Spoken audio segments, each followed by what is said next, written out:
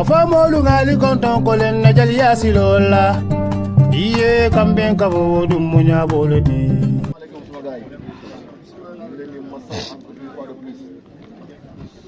metti na loolu kenn waxatu ko xam na nag am na ñoo xam ne ñu ngi bëgg relâcher mais c'est pas le moment de gars yi c'est pas le moment faut que loolu leer c'est pas le moment fi ñu téye nii fi ñu téye nii mooy pour baax bi faut que loolu leer ci nopp nit ñi te si toutefois que bàyyi nañu ko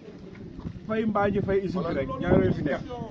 te su boobaa li ñu doon def li yëpp ce sera peine perdue zéro lay nekk kon encore non mun na nekk toog grand boo déggee may wax loolu nit la rek nit la mun nga xam sa bopp mais am na kenn koo xam ni bu toogee au fond de lui mu naan est-ce que suba du ma xëy waaye ak déglu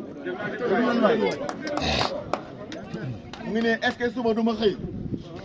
mu ngi am xel ñaar mais su xëyee nekk traite bu xëyee nekk lâche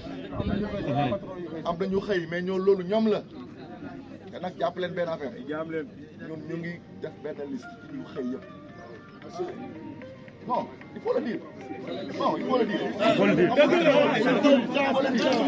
am na yow parce que bu fekkee dañoo bokk loo xamante ni ñun ñëpp la il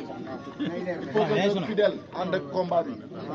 soo demee ba ci biir nga relâché loolu yow la mais tu seras ciblé ëllëg on le souhaite pas mais ni kooku boo amee problème ne wéetoog problème am. merci beaucoup. te bu dee gor la bu toogee dégg tey ci téléphone am bu dee gor la war na koo delloo. gor lekkul si ñoom. mais loolu lépp du wax ji xam nga wax ji lan la yéen ñii nga xam ne yéen ay gor toog muñ surtout suñu jigéen ñi dañ leen di remercier bu baax.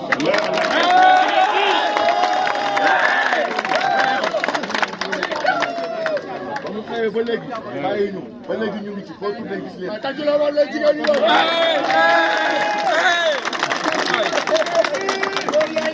am na ñoo xam ne ñu ngi jot ay intimidation ñu ngi leen di woo ne leen boo ñëwul liggéey si fii ak midi dañ leen di problème te taxul mu dem te jigéen la mu ngi fii.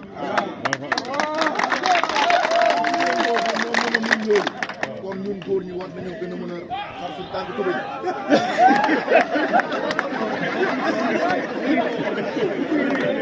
may fàttali nag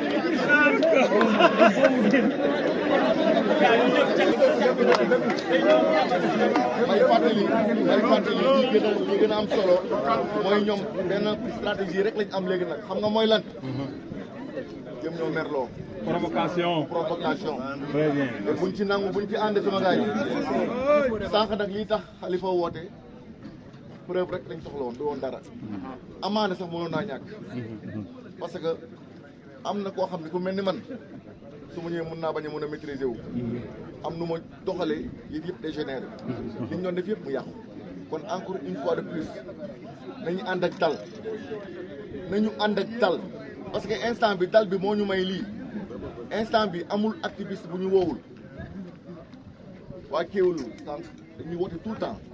Clédor Sène day woote tout le temps Pape kii te mu nekk xaw ma 2A TV Pape Sidi Fall lébu bi Assane ñoom ñëpp ñu ngi woote pour xam li fi xew te jàppale ni ñooñu ñoom ñoo tax Macky Sall daanu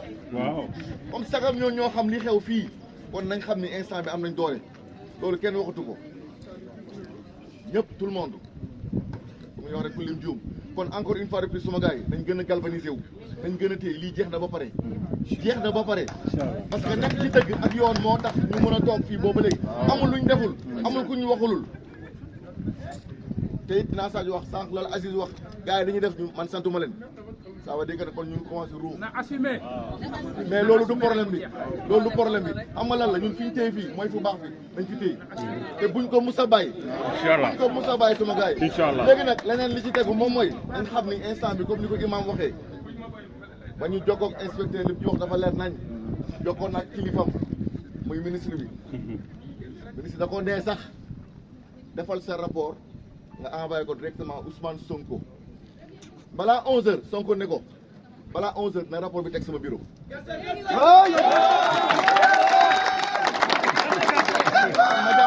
na jàpp ni ñun li ñu bëggoon moom mooy mu yegg ci kaw yegg na ci kaw la ca des mooy ñun ñu suudeewu téye fi ñu téye moom moo ñu mën a may li ñu soxla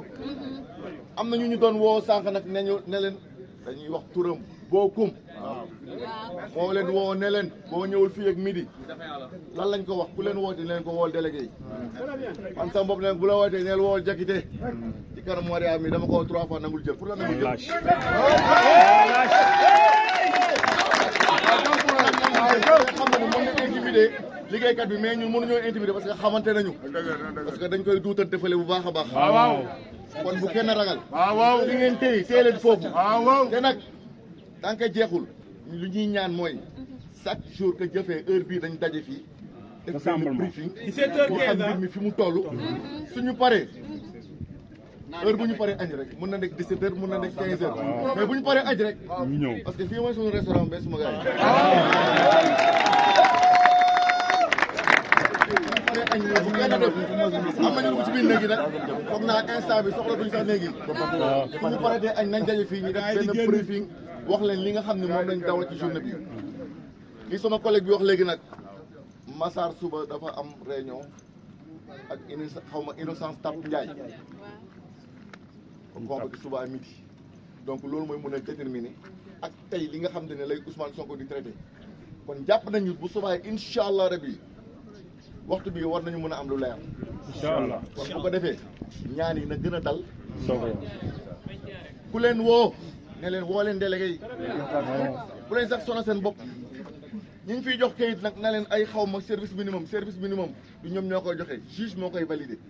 et juge validé wu ko kon loolu kuñ ko ci jox bul xëy ku dem ba sentir nag da ngay xëy kooku yow la ah waaye jàpp leen man maa ngi bind de maa ngi bind waaw kon boog xoolal pour ne pas monopoliser le débat ñuy bàyyi pas monopoliser le débat dañuy bàyyi Moussa Gueye liiral ñu loo xam ne conseil juridique bi moo ñu ko bindal sànq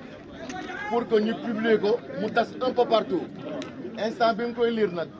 nañ ñëpp jël vidéo ngeen tas ko fu ñu ko mën a tas leen ko ñun bokk tas nañ ba pare mais du doy tas du doy ñu bàyyi jo gam si am na lu mu bëgg a laaj buñ ko ci mën a tontu ci tontu ko ci jo kii laaj ma daal lu neex salaamaaleykum am nga dañoo naan computer bu yàqu lu ñuy def génnee sànni ñi bokk ci groupe yi délégué nag am na ñu si bokk défaillant yi génne leen ci groupe yëpp jëlee leen défaillant yëpp si groupe yi parce que mën na ñëw jël dem di sànni feneen ñun ñu yem suñu biir voilà moom na may wax ay remerciements yoo xam ne mënuñu ko ñàkk bañ a def muy sunu collègues yi nga xamante ne ñoo nekk ci biir ci village ak les villageois ñi nga xamante villageois ñu dëkk ci village environnant nga xam ne ñu nekk suñuy dëkkandoo lañu depuis boobu ba léegi ñoom bàyyi ñu ngi ci liggéey bi muy seen xaalis seen coono seen lépp ñu koy envoyé ba ci chef de village yi am nañu apport financier boo xamante jox nañu ko kon nag ñu ngi leen di remercier di leen gërëm donc lii nag je pense que partagé nañ ko ci groupe yëpp mu nekk benn récap boo xamante ne moom lañ def ci lépp situation bi depuis le début à la fin donc mu doon loo xamante dañ koy jéem a résumé rek tënk ko pour mu doon benn moment boo xam ne dañ koy immortaliser parce que lépp lu ñu koy def rek dañ koy def avec stratégie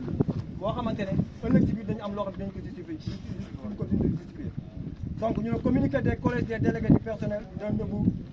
SGO Sabodala-Gaule. En notre qualité de délégué du personnel, nous avons estimé que la situation qui prévaut actuellement au niveau de Ndebourmaï SGO Sabodala-Gaule mérite d'être portée à l'attention de tous, particulièrement des autorités administratives et politiques. En effet, dans notre démarche, nous avons toujours privilégié le dialogue social et la négociation collective pour tout le règlement de nos différends avec la direction. Cependant, faisant face à des interlocuteurs qui ne semblent apporter aucune attention aux revendications légitimes des salariés, il nous semble nécessaire de faire ce communiqué. Ce différend qui nous oppose à notre employé porte essentiellement sur 2 points. Les 2 points sont le calcul des heures supplémentaires effectuées par les travailleurs conformément à la législation sénégalaise. Deuxième point, la suppression de la gratuité et la mise en place de forfait des heures supplémentaires pour ces derniers avec paiement de rappel différentiel. Donc, prise en charge des avantages en nature. En 2016, la SGO a conclu un accord d'établissement avec les délégués du personnel. Sur la base de l'accord, il a été convenu avec le représentant des travailleurs de rémunérer les heures supplémentaires sur la base d'un forfait. Au terme de l'article 9.2 de l'accord,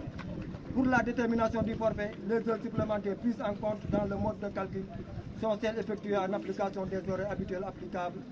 à chaque groupe de travail. Donc, nous avons les 5 points essentiels qui sont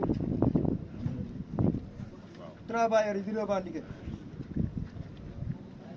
Dans sa réponse, à la date du 2 novembre 2023, faisant suite à notre saisine, la Direction générale du travail de la sécurité nous a transmis un avis juridique concernant les avantages en nature. Dans sa réponse, elle a conclu avec une solide motivation que la prime de production et les avantages en nature doivent être pris en compte dans l'assiette de calcul des heures supplémentaires. Cependant, après avoir reçu l'édite correspondance,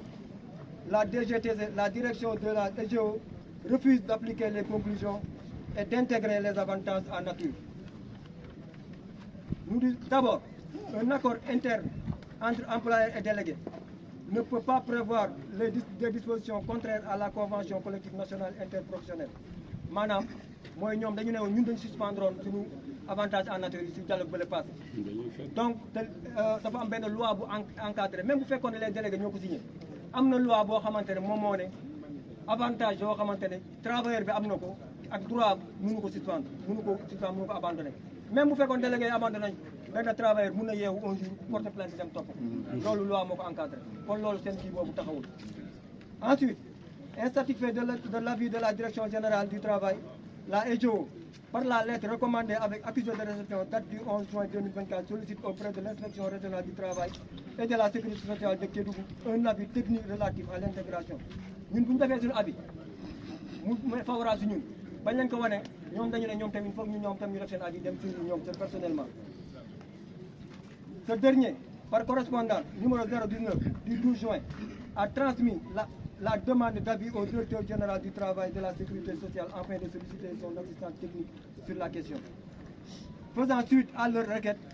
le directeur général du travail et de la sécurité sociale a par la lettre datée du 25 juin transmis sa réponse à la demande d'avis technique. Dans sa correspondance très bien motivée, il a réitéré sa position en indiquant clairement que l'indemnité compensatrice d'avantages en nature et les avantages en nature dans les valeurs nominales doivent être pris en compte dans l'assiette de calcul des heures supplémentaires car ils n'en sont pas exclus et ne constituent pas de remboursement de frais. Donc, nous avons fait un avis. Nous avons avis. Inspecteur, directeur du travail, délégué, ligne réclamée, nous avons fait non seulement li ñuy réclamer dëgg la mais avantage compensation da dañ ko ci roy yokk kon ñoom yokkal dañ leen ci leneen loo xamante ne ñun laajuñu ko donc ñu waroon bu ñu goree woon rek foofu lañu yemale wax donc ci tënk loolu lañu nekkoon loo xamante ne il fallait que ñu partage ko ak yéen mu nekk combat boo xamante ñu koy mëne comme Diakité ni mu ko waxee moment bi nekkul moment boo xam ne dañuy def relâche donc c'est vrai que métti na te intimidation mi ngi jóge fu ne mais nañu xam ne bu ñu ñàkkee bu ñu relâché heure bi rek ñàkk nañu bépp même future génération yi ñëw dañuy tàkk donc moment bi lañu war a gën a dëgër waaw 4 donc réquisition malgré nos multiples alertes et appels ndax point yi nga xamante dafa am ñoo xam ne ci question boobu ñu ngi koy posé muy par exemple réquisition yi nga xamante ñu ngi koy def pour les travailleurs parce que wax na ko oui, par exemple, nourriture bi nga xamante dañu koy moom la ñuy jéem a xaj. déglu leen waa tuuti. Réquisition des travailleurs grévistes sans aucune décision administrative. Dans sa volonté de faire obstacle à un droit fondamental, notre employeur s'est substitué aux autorités administratives en voulant procéder à la réquisition de certains travailleurs grévistes. À cet effet, beaucoup de nos collègues ont reçu des exploits d'huissiers leur demandant de rejoindre leur poste. Une telle démarche viole les dispositions de l'article L276 du Code du travail qui ne donne cette prérogative qu'à l'autorité administrative. Non, une telle démarche, non multiples rappels et alertes sont restés sans veille. Pire, un des membres du comité de direction s'est permis d'appeler individuellement certains travailleurs pour les intimider lors de rejoindre leur poste au risque d'y être contraints par la force. Un tel procédé est une violation manifeste à la liberté de travail. Concernant la privatisation de nourriture, face à la détermination des travailleurs grévistes, nous nous sommes fait respecter nos droits. Notre employeur a poussé le bouchon trop loin en décidant de nous priver de nourriture. À cet effet, il a d'abord commencé par fermer l'ensemble des restaurants au motif que nos contrats sont suspendus. Une telle démarche n'a guère gêné nos mandats. Et pour faire face à cette situation, nous avons décidé, avec l'aide des populations locales, de nous organiser en prenant en charge notre restauration. Cependant, contre toute attention, notre employeur a décidé d'interdire l'interdiction de ces repas au niveau de la base de vie. En posant un tel acte inhumain, son objectif est d'affamer plus d'une centaine de travailleurs sénégalais. Cette énième privatisation viole l'ensemble des instruments nationaux et internationaux relatifs aux droits de l'homme, notamment le pacte international relatif aux droits économiques, sociaux et culturels. Veillez à ce que des entreprises ou des particuliers ne privent pas des individus de l'accès à une nourriture. Donc loolu moo wax mu nekkoon point yi nga xamante ne il fallait que ñu partager ko ak yéen di leen xamal di leen gërëm encore une fois di leen xamal fi ngeen jàpp foofu la lépp li nga xamante ni ñu ngi koy laaj suñu droit la defuñu rek revendication dañ koy rappel encore une fois réclamation loo xam ne suñu file dañ ko ñàkk donc suñu ñàkk nag bu jaralee ñuy lekk ay suuf wala ñuy dee fii dinañ ko jot donc ñu leen xamal gars yi nañ ko jàpp ñu ko dee foofu la di leen gërëm di leen remercier.